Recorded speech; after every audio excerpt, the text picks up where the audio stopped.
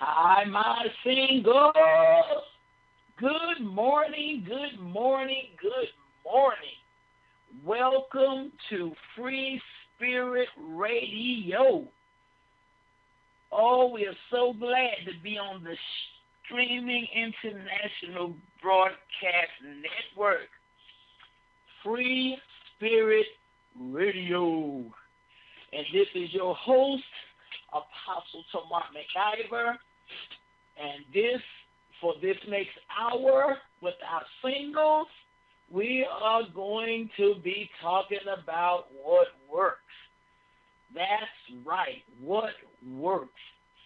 Knowing what works. We are so glad to be back with you on today, and we know that our Tuesday broadcast that we just had was just simply amazing. I mean, it was awesome, to just be able to look on both sides of, inviting somebody into your life. And, sometimes it's not always what they have on the outside that matters. Sometimes what they have on the outside is temporal, but what they have on the inside is more eternal. It's more lasting because it's who they are.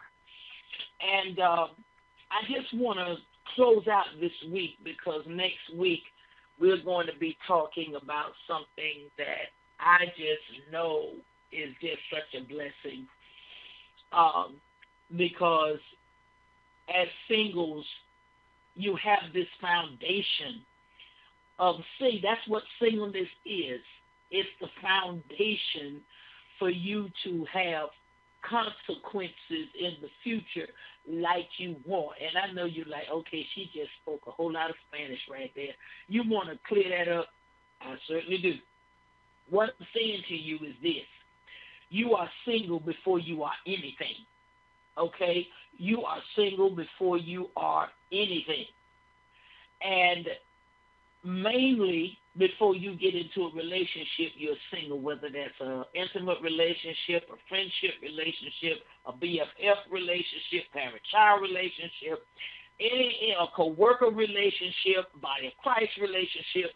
Before you get into any of those relationships, you are a single person. You have a single relationship with yourself. And therefore, whatever decisions, whatever choices you make during your time of singleness, that is the foundation of what you're going to see going forward. Whatever choices and decisions and moves you make as a single person, you're going to look down later on and you're going to be like, dear Lord, what did I do? Have you ever been in the situation, especially those of you all that may be single, you're now in your late 30s, mid to mid-40s, and you just think about some of the stupid mess you did when you were in your late teens and 20s, and you're like, dear Jesus, what in the world was I thinking about? When they say that when you were in your 20s, you still crazy, they're not lying. Exactly. So that's why I say your singleness is your foundation, because whatever thought process you develop, whatever belief system you operate by as a single person, you are locking in who you are to be in the future if you're not a single that keeps an open mind to change. Change is inevitable. Now, there are some changes, whether you want the change or not, is happening. You might want to stay black-headed, but gray hairs come. You say, well, I can stay black-headed. All I have to do is dye. No, dyeing it is not what it is. Dyeing it is covering it up. What it is gray, okay? And so, therefore, whatever you put on it, that's your business. But the bottom line is when it starts growing out, it's going to grow out what it is, gray, okay? So that's the point I'm trying to make. And in your single time, remember, single means time for me. In your single time, you are creating, you are building a foundation to make choices and to make decisions and to develop belief systems that are going to affect you in the future. Okay? So we want to talk about that on next week in a series, just next week, in a series of maturity. Okay? But right today, we want to talk about piggybacking off of Tuesday again, of you knowing, and you've got to pay attention. This is very, very important. Learn how to pay attention to people's behavior, okay? Most of the time, and we as women, we go by what we hear. That's how men are able to really, if we are not wise women, that's how men are able to really tear us down. Okay, it's because we go by what we hear. A man goes by what he thinks, but we go by what we hear. Okay, and if he's talking right and saying the right thing, got the very right voice, and all of that, then we wind up, falling in love, or really just secluding ourselves to that one person, and it's just something that they do. It's not even serious with them. It's just what they do, okay? So that's what I want you to understand. I want you to understand that, you have got to be very, very observant in your singleness. You got to get out of what you hear and start observing what you see. Because a person can tell you they love you all they want to. If you're still stuck on what you hear, you'll grab that and go with it and ignore the behavior. Okay? Now, it's just like I talked last Thursday and I talked this Tuesday on different types of ways you need to be concerning inviting a significant other or a prospect of being a significant other in your life. Okay? Last Thursday, I talked about, you doing so much for you that when he or she, because this is on both sides, when that person shows up, you are looking at, okay, what are you doing for yourself? I have all of this, so what are you bringing to me? You say, well, I'm bringing you money, I got that. I can buy you this, I can buy that. I need to know, what are you bringing to me other than just a grin and I love you and a wet tail. Okay? Now, even though I mentioned the wet tail part, let me clarify, you don't need to be getting one of those unless you're married. I'm going to hop on that until I can't help it. Society said, well, that's not what we're doing now. People are living together and they're trying this marriage thing out because there's been so much divorce and da-da-da-da-da-da-da-da. I'm still saying what the word says. Wait till you're married, okay? And then the main thing is, if you wait on the Lord and let him give you all kinds of signs that this is the one for you, you won't be disappointed when you say, I do. No, you're not going to never know everything about each other because you're constantly evolving. There's too much.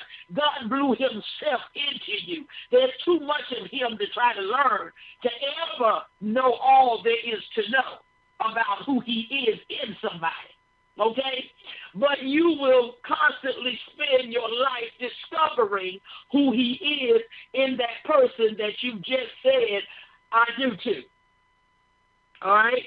So you will have fun as you go along, and yes, the sex will be in it. All right? But before that, you need to be finding out what else does this person have that they can bring to me. Because if you can't at least bring to me what I have, no. And trust me, I didn't walk that road, because I had, and I was flowing, and I had never had love in this way. That was all I was looking for. I wasn't worried about the money, wasn't worried about anything. I had that. I was loaded. You know what I'm saying? Not realizing that time can come, and you can be loaded today and be unloaded tomorrow. Ask Joe. He'll tell you about it.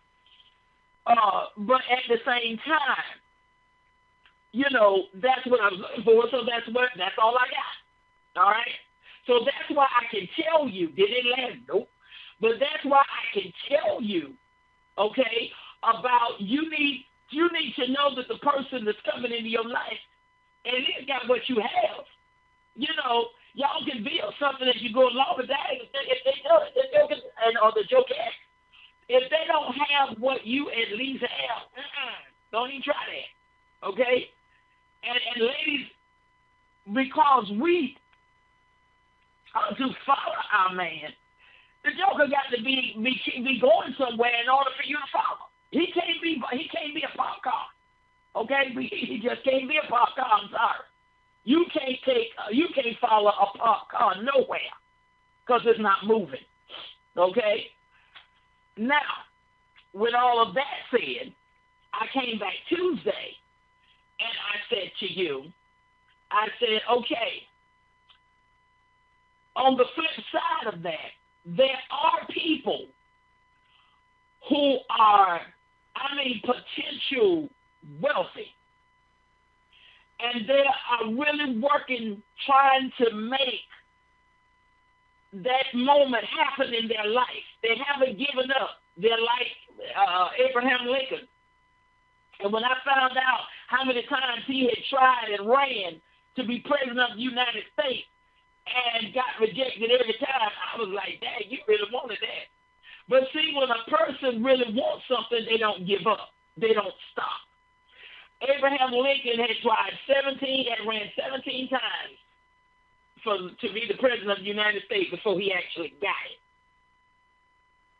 So he really wanted it.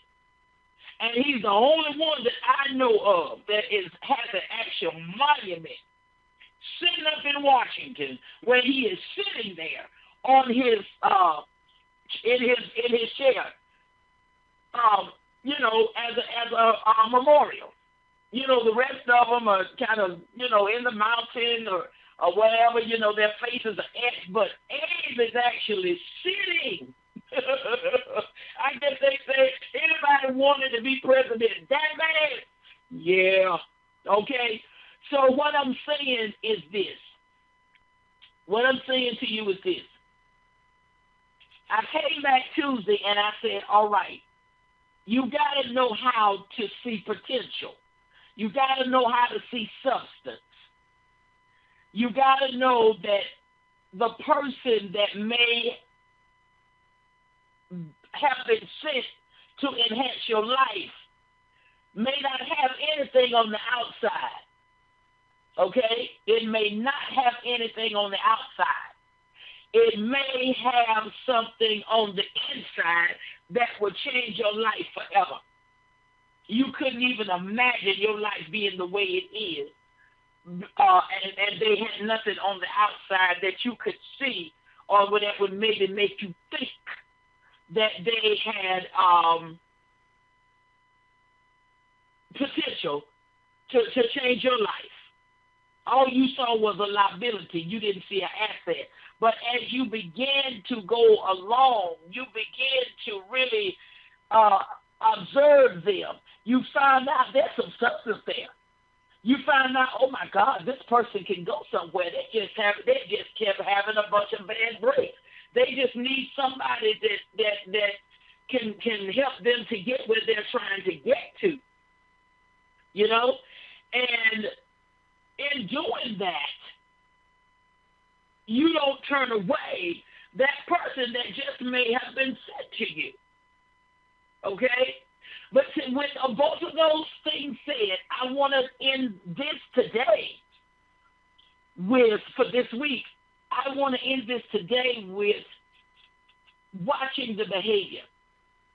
You got to get where you watch behavior. And I'm kind of tapping in on next week. But you gotta watch behavior. You gotta get out of what you hear and observe what you see. Okay? I can tell you all day that I love you. But when the chips are down and I see you struggling, and I don't even help you. I don't, I don't give you a helping hand. I don't get with you and say, let's look at this. Let's see what we can do. I see you struggling trying to get this off the ground, and I want to help you. I'm not saying I know everything, but I am saying that I want to help. Maybe, the old saying goes, two heads are better than one, so let's put our two heads together and see what's going on. You see what I'm saying? If you can't get that kind of loyalty out of somebody who's trying to holler at you, move it on, honey. Move it on. Move it on. Why do I say move it on? Well, maybe they don't know. Yes, they do. If they are the person for you, they will pick you up. And y'all have heard me talk about this. They will pick you up. Something about your demeanor, maybe you're getting where you're a little distant from them, or you may not have much to say, or something is going to, give them the understanding that something is not well with you, and they need to get involved so they can help shoulder some of that load. Well, see, you gotta observe. If they can't ever be there, then once I love you and I'm down and you're not here. You see what I'm saying? That's the part I need you to understand. That's the part I need you to understand. Because listen, 1 John 3, we won't scripture. It's scripture. Everybody get your Bible. Scripture. Okay? Let's go to 1 John 3 and 17. 1 John 3 and 17. Okay? And what it says is this.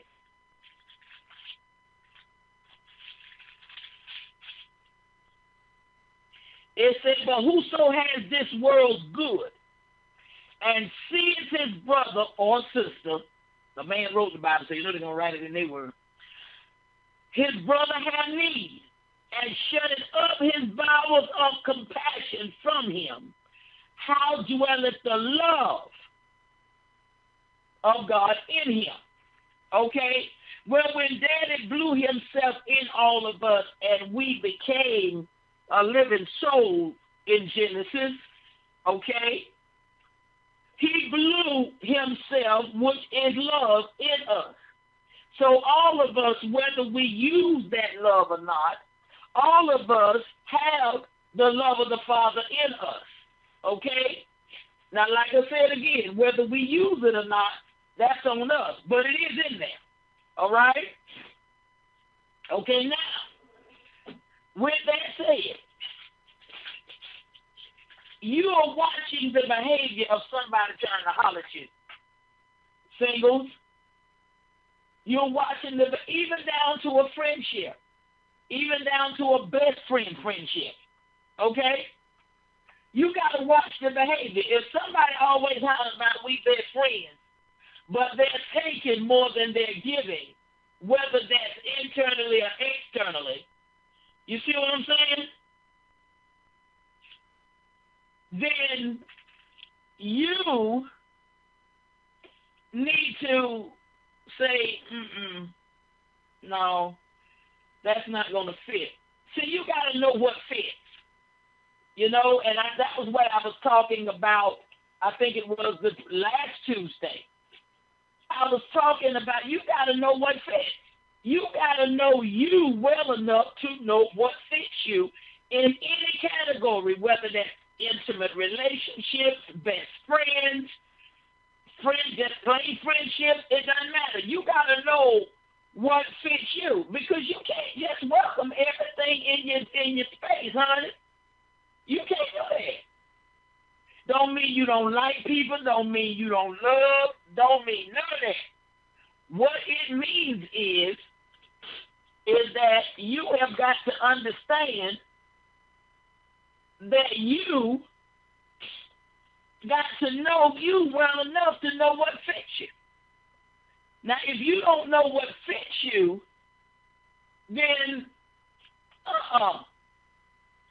you can't you'll let anything in. Now, I want y'all to take just a minute. I just want you to take just a minute, and I want you to just take a minute and meditate. Just to get about 5 things that you know about you. Just take a minute and do that, okay? Take a minute and do that.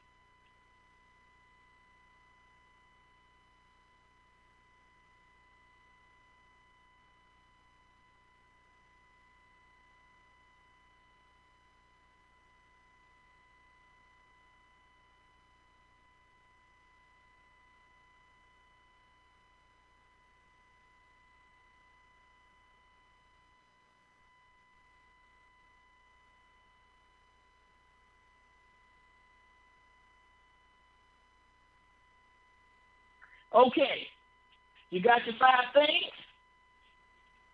Now, I want you to take about 30 seconds. I know you say, okay, she's working us this morning. Yeah, I'm working. I want you to take about 5 seconds. And I want you, well, it's going to be a little more than 5 seconds, so I know that. You know it too. I want you to take another maybe 30 seconds. And I want you, now that you got those 5 things that you know about yourself with I mean, you don't even have to think about it. It's not even a thought. Somebody asks you about you, you can pop them 5 things out just like that. I want you to take about 30 seconds, and I want you to just think, how many people, singles, how many people are in your circle right now that do not fit you, contingent on the criteria you just said is about you. Take about 30 seconds and think real good now.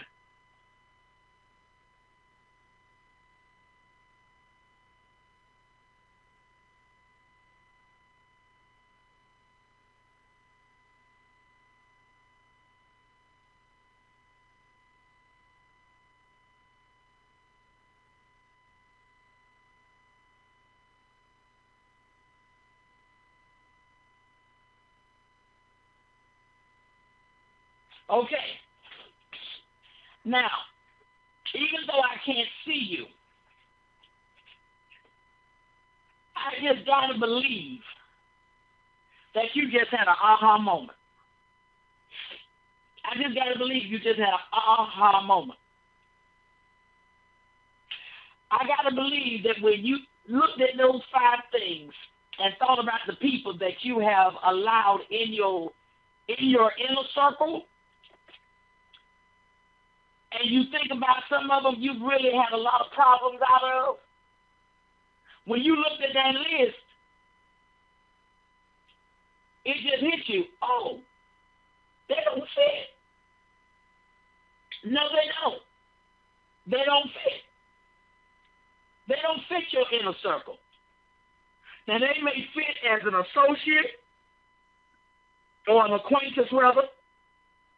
They may fit in just a friendship, just a regular friendship type friendship, but not no inner circle.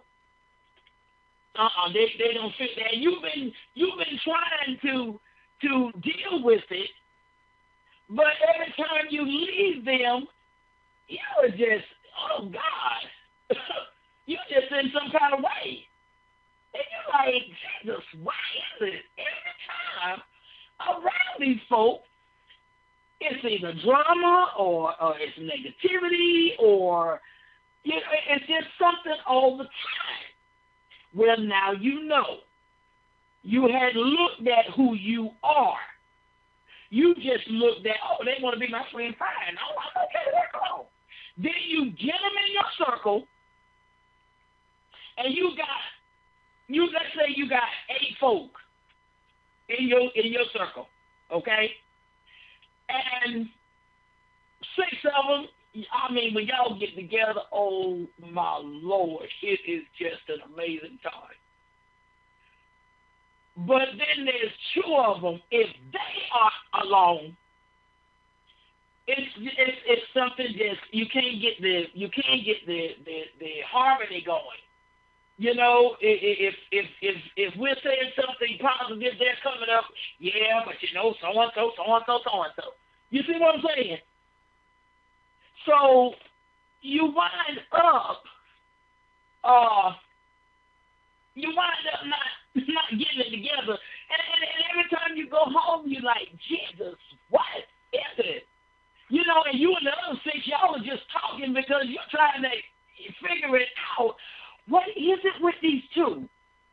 When it's just us, we just flow. If they are alone, I mean, it's just tension and drama and discord all the whole time. What is it? Well, now you know. They don't fit. Because who you all are, the 6 of you, you don't fit who the 2 of them are. So when they get with you all, it's never a flow. It's always y'all just keep bumping heads. So what do? You let that go. You let that go. Okay? You let that go. And what do? You say, okay, we know we can't be up close and personal. That we just cannot. And they may say, well, what is it? Y'all having stuff and y'all ain't inviting us no more? I thought we were BFFs. And you had to tell them, you said, well, we wasn't up for the drama night. Drama night? What you mean drama night? Don't be no drama with us.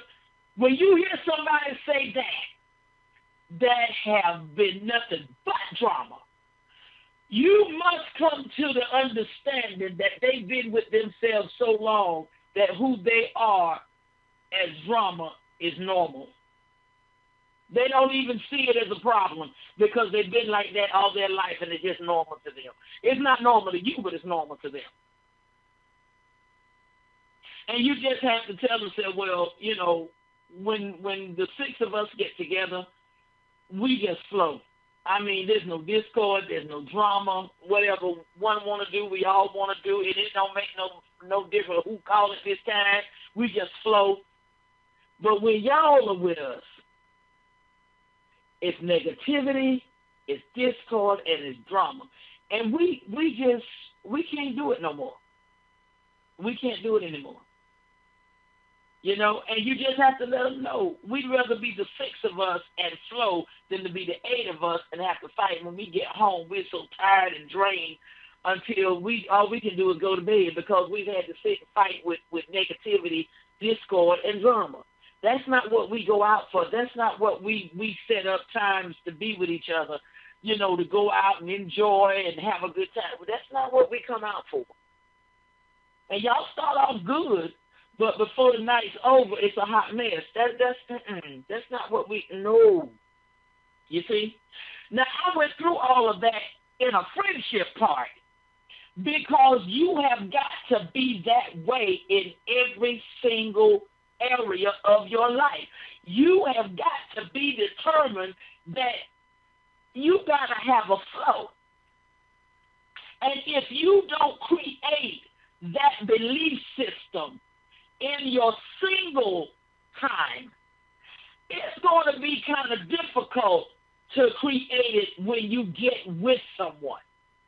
Because when they meet you, they're going to meet you where you are. Not where you're going, but where you are. Okay? And if you don't know where you are, then they just meet whatever they get. But then going on, all of a sudden you hit this belief system and it has changed from where they met you. So now you want to get midstream and change courses, and you can't change course in midstream. You set everything off. Okay? You have to start on the right track. You have to start on the right track. Because if you don't, you're going to cause confusion down the road. And that's not what you want to do. You don't want to do that. You don't want to do that. What you want to do, you want to take your criteria and everybody that comes in your life, that's your measuring stick. That's your measuring stick. Listen, Daddy says, his word tells us, the blessings of the Lord maketh thee rich, and addeth no sorrow. You want to know if you got the blessing of the Lord as your significant other? Watch what happens. Just observe. You know whether, and that doesn't, and again, I'm going back to what I said last Thursday and this past Tuesday. You got to look past the outside stuff, because they can have all the outside stuff and some, and be somebody you wouldn't want to be in the palace over there in England with Queen Elizabeth. You wouldn't even want to be over there. They could own every bit of that. You wouldn't want none of it, because when you're with them, there's no happiness, there's no peace, there's no life. And you could turn around and somebody could have a tent, a TP. And you'd rather be in that TP with that person. Because when you're around them, they're happy, they keep you laughing. I don't care how bad something is, they find something good in it, and they get, oh my God. You see what I'm saying? But if you don't know how you are, you won't know if they fit, whether they in the TP or in the palace in England. You won't know. And then you'll wind up inviting somebody in your life. You're still evolving. They've come to a standstill. They don't want to grow anymore. They don't want to go any further. They're fine like they are. They're done. And you're constantly saying, no, but there's got to be more. There's got to be more. No, there's got to be more. There's got to be more. This is not the best of me. There's some more to me than this. This is not the best of me. There's some more, and there's some more. I got to go get some more. I got to go down in there deeper, pull some more out. Well, you won't know that that person does not fit you, because that person has come to a content stage. They're not going any further. It's just like my children. Now, all of my children, I have 4, all of my children have a college education. All of them. But I only have one that got her master's. You know why? Because she saw better. She saw, no, don't stop here.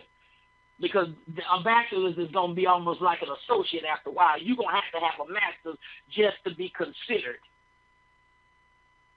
Now, all of them got amazing jobs. I have a social work and child protection services. I have a school teacher, and I have 2 military personnel. Okay? But my point is, all of them knew where they were going and how far they were going to go. Now, there's no need of them getting hooked up with somebody who constantly wants to be on the move, because that's not them. The masters would be the one that would fit that. But the other ones, no, this is it. Don't push me. No, don't even come talk. Don't even talk in that way, because I'm not doing it. Where I am is working for me just fine. Thank you. Okay? And you got to know that. You got to know whether you can deal with somebody who is not going anywhere else. They haven't been anywhere. They're still stuck in the past. They can't get beyond what has happened to them or the traumas that they have suffered. They can't get past it. And you got to know whether that person fits you or they don't. Now, if you're a person, you know, you've maxed out, you're fine, the world can move on, you got it covered right where you are, then somebody like that would fit you perfect, because y'all are not going to be they're not going to be constantly nagging you about, you know, we need to do something else. What else can we do? You know, what else is in her? They're not even talking that. You don't even hear that, so y'all will work fine. But see, you got to know that. You have to know that. And you have to know that whether it comes in a palace in England or a teepee with the Indians. You got to know. You have to know. So that's what I want you to take away from all of this. In order for me not to miss who Daddy has sent in my life, I've got to know what fits. Because he gives, that's why that word individual is so powerful. Because he made everybody an individual. I don't care how much alike we are, there's going to be a few things that are going to be different.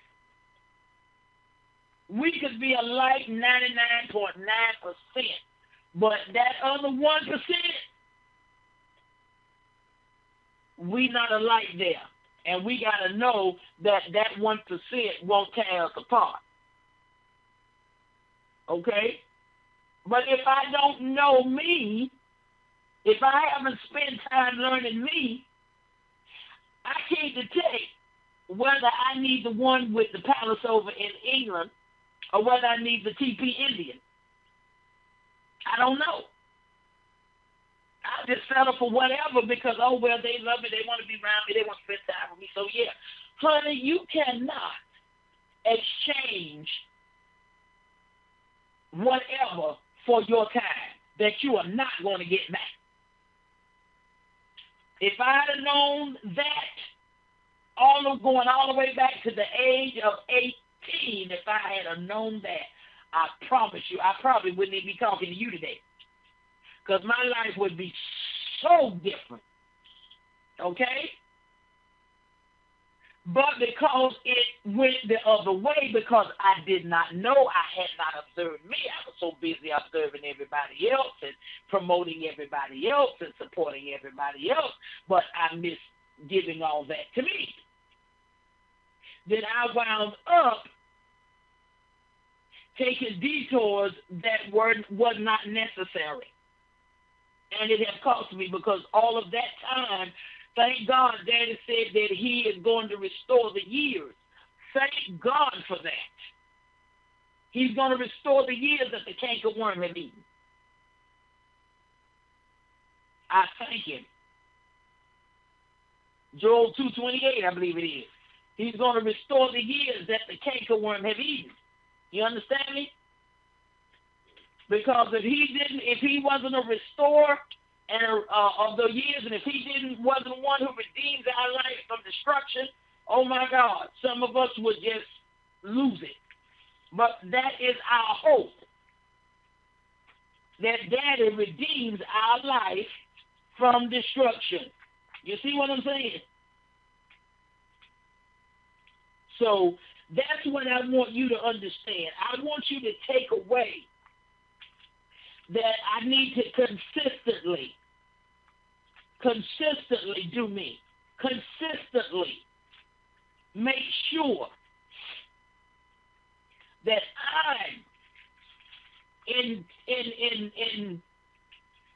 I'm aware of me. I'm aware of me. I am aware of me. You see what I'm saying?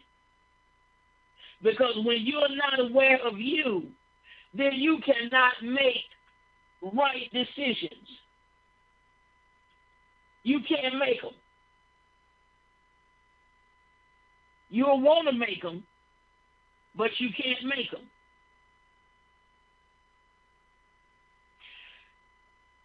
Let me correct the scripture I just gave you, Joel 2:28, Joel 2:25.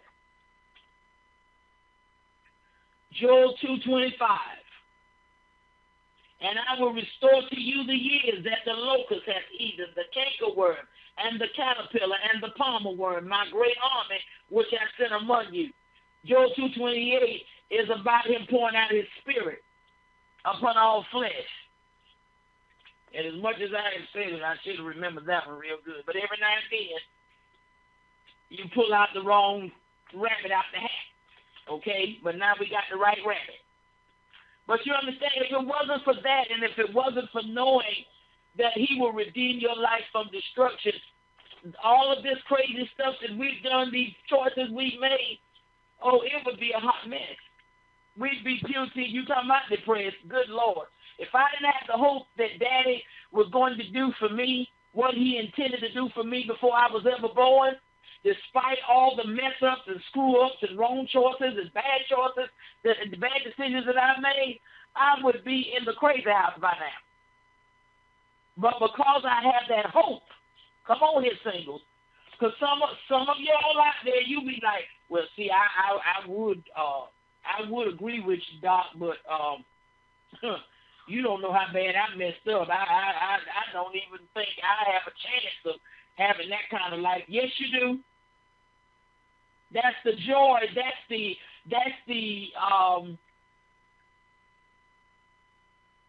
the joy. Not quite the word I'm looking for, but I'm going to use it for lack of a better word. That's the joy of being single. You may have screwed up, but you don't have to live with your screw-ups. See, some screwed up, and they screwed up, and now that's who they laying in the bed with and carrying the last name or taking care of. Because, like I said, it's on both sides. You see what I'm saying? So you must know your criteria of yourself. When you get up in the morning, you look in the mirror every morning. Okay, who are you? And you need to be able to lay that criteria out just like that. Who's going to fit you? Lay that criteria out just like that. And that's going to help you to go through your day. And everything and everybody that want to attach to you, you're going to know what not to let attach to you, who not to let attach to you, and who and what to let attach to you.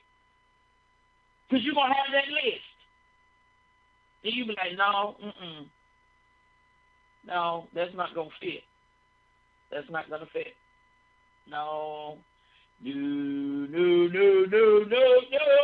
That's not going to fit. Okay? You understand what I'm saying? Not fitting. That's not fitting. And you have to know that. You have to know that. Because if you don't know that, what you're going to do, you're going to mess something up. And you don't want to do that. You don't want to do that. So I'm telling you, what you want to do, you want to say, okay, now I don't want to judge anybody by the outside. So I've got to observe behavior. And you can't observe behavior for 3 months and say, oh, yeah, well, that's how they are. Let me tell you something, especially ladies, let me talk to y'all. And the church said, let me holler at y'all for a minute. Men can play a game, baby. They can play it for years. Play you like a film. So don't go by no 3-month thing. No. You take that on for a minute. But when you see, I say give it good 6 months. If you see that behavior, And in 6 months, it's still the same behavior. Cut your ties, baby. Go ahead on and accept the fact, Lord, I don't want this to be like this. Let me see. Let me see if I can try to rearrange me so I can get what I want. See, right there, you done hit the wrong note. You done hit the wrong note right there. You know why? You shouldn't have to arrange you to fit nobody. If it's a fit, it's just like a puzzle. You don't have to recut that piece so it'll fit. When you get ready to put a puzzle together, the pieces are already cut to fit. Oh my God. My Lord. That's tough right there. The pieces are already cut to fit. I don't care how much. Listen to me, ladies, whether it's the palace or the TP. I don't care how much that piece looks like it fits. Now, it is a part of the puzzle, but that's not where it goes. And I don't care how much it looks like it will fit. How much it looks like, that's exactly where it goes. When you put it there, if you got to force it and you got to try to make it fit anyway, that's not it. That's not it. That piece doesn't go there. You see what I'm saying? That piece does not go there. And you will mess up that piece and the puzzle trying to make that piece go somewhere it does not belong. I hope you hear me. You will try to make that piece go somewhere that it does not belong. Then after you go head on, after you done forced and you done pushed and you done that is the piece for it just ain't in there right. You just going through all that drama and that stress trying to make it fit. And it don't fit. Then after you think you got it in there, you be like, man, hey, I ain't know that's gonna take all that, make that piece go in there. Sure. Wow, it cut for that. I can do all that. It ain't dawn on you. Duh, it didn't fit. You going on and you gonna put all the pieces, the rest of the pieces together, only to run across another piece that doesn't fit. It looks close enough, but it doesn't fit. And you be like, dang, somebody was slacking when they made this puzzle, man. These two pieces in here don't fit. No, won't nobody sleep. You just showed your ignorance right then to be trying to force something to be somewhere it didn't belong. Instead of you just saying, oh, no, that ain't the piece for that. It look like it fit, but it don't fit, so let me go on and keep looking. No, you're going to get stuck on that piece because you determined that piece going to fit. And then when you get through putting everything else together, here's another piece that don't fit. And then you look at it and look at the piece that you had to jam, and you say, oh, wow, no wonder I had to force it. It didn't fit. It looked like it fit, but it didn't fit. So now you take that piece up and you put the piece down that fit, and it just lay, almost lay in there, almost fall in there. It lays right there. It lays right there. It just lays right there. And then you put that piece that you done jammed and try to fit and mess it up. Now you got to go back and try to straighten it out so it'll fit where it belonged all the time.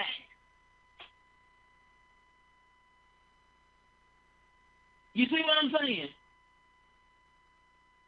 Now, that's in a puzzle. But guess what? This is your life. And many singles try to make somebody fit because that's who they want. They like them. They just want them to fit, and they just readjust everything so that person can fit their life, and that person don't belong there. And when it's all said and done, and y'all done walk down the aisle, and you done had a couple of children, and you done been together about 17, 18 years, struggling, trying to make it fit. All of a sudden, you find yourself in divorce court, having to finally acknowledge and accept the fact this doesn't fit. But now you look back over all those years and all that time you wasted trying to make something fit when that time could have been spent with somebody who did fit.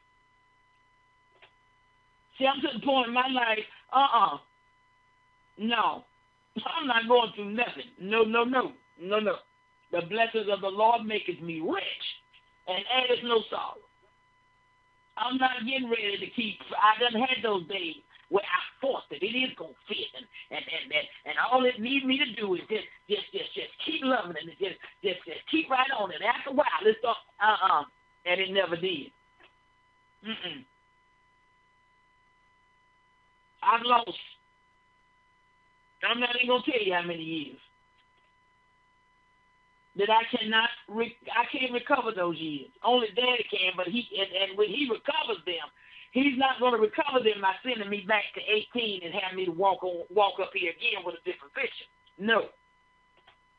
But everything I lost, the happiness, the togetherness, the love, the intimacy, the affection, from a genuine heart, not nobody playing me, but a genuine heart, he's going to make that time up to me. Oh, yeah, he's going to make that time up to me. Because that's what he meant for me to have in the first place. But no, I'm doing my life. So he said, fine. I'm talking about Daddy now. He said, fine, okay, since you won't do it, I'll go somewhere and sit down. Because see, you and Daddy can't work together. If Daddy going to work, you going to be still and know that he is God. And that he know what he doing.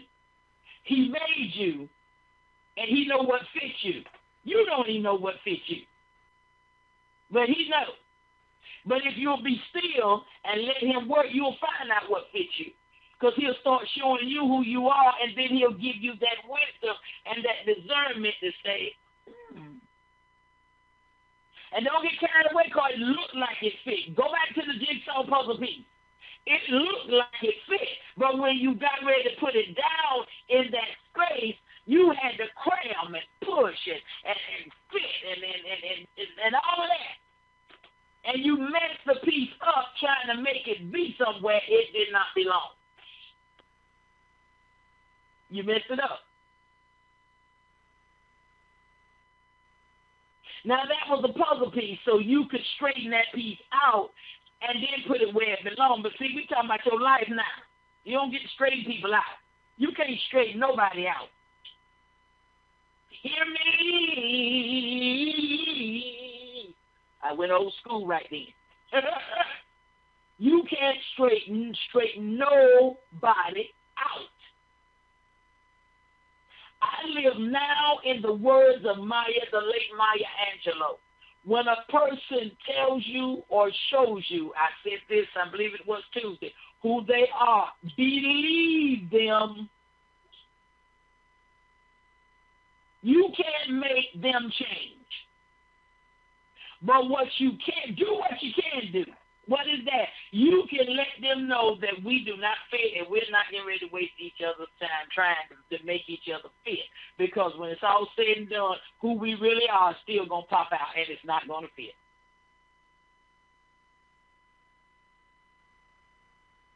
You can put a Band-Aid over a sore, but trust me when I tell you, when you take that Band-Aid off, that sore is still sitting there. And the reason why it is because the Band-Aid covers up the sore where the sore can't get any air. So instead of it healing, it just sits there and festers. Now, if you would take the Band-Aid off, then the air will suck out the moisture and start closing the wound up.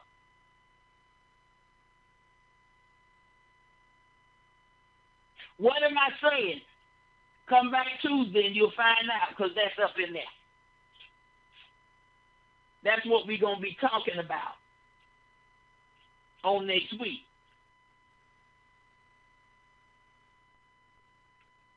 So you don't want to miss next week. Okay?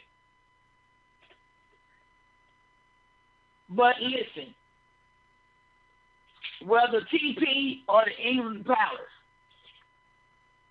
all right, pay attention to the behavior. Know you well enough that you'll know what fit and what don't fit. Take another look at yourself. Go inside of you. Quit keeping this picture in your mind of what you used to do and how you used to feel and how you used to and how you used to and how you used to. Stop it. Stop that. Don't do it. Because who you were is not who you are now in many aspects. Now, there's some things that, yes, are still you. I mean, it was you when you were 5, and now you're 55, and it's still you. It was you at 45, 35, and 25. 15. Okay? But there's a lot of you that has changed that is not who you were even last year. Your taste is different for life. Pay attention to that. Because as singles, you can't look with the eyes that you had when you were 19 and 25. You have to look at the eyes of 45 and 50 now. And some of you may be young looking up here, and that's fine. But then make your life come out real good. That by the time you get up here in these ages, you can say, boy, I'm so glad I listened to Apostle McIver. Oh, Jesus. Thank God her radio show was on, knowing what worked, and she was talking to us singles and helping us not to turn our crazy self into a regretful life. She talked and I listened, and man, was she right. Wow. Lord, thank you. I got somebody that fit me. Because at one time I was selling, I just wanted somebody to hang out with. But see, you don't even have time to waste time with somebody to hang out with. You going to hang out with somebody, they need to fit. Because that's your time. You exchanging. You exchanging their presence for your time. Is that a good exchange?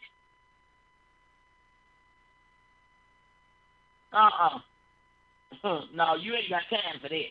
See, we got a lot to talk about next week, y'all. Hey, we got a lot to talk about next week. We got a lot to talk about next week.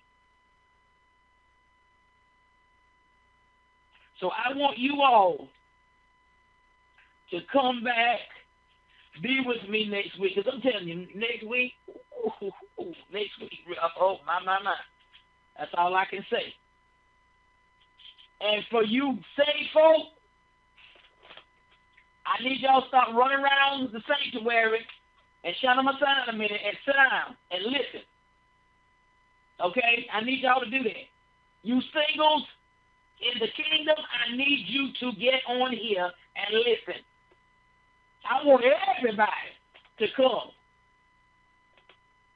and listen, because it's going to be epic next week. I'm serious. But especially you folk in the sanctuary, in the kingdom. Because the voice in the kingdom is stupid now. I mean, it's just crazy. And we got to cut that out. Okay? The world ain't even in the divorce court like y'all are. So singles, I want you here. I want you singles here that are just, y'all, the ones that have given their life to Christ, the ones that haven't. I want you here.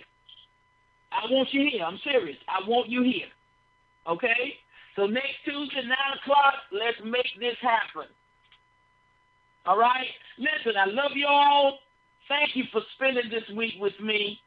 And I will look forward to you being with me next Tuesday and Thursday. The week leading up to the 5th Sunday, we will take a break. I take a break on that week. That's my week to rest. All right? We take a break on that week. But other than that, we are here. Okay? Thank you so much. I appreciate it. That's my vacation week. I appreciate it. Thank you. And y'all have a beautiful rest of your day and weekend. I'll see you Tuesday. Bye now.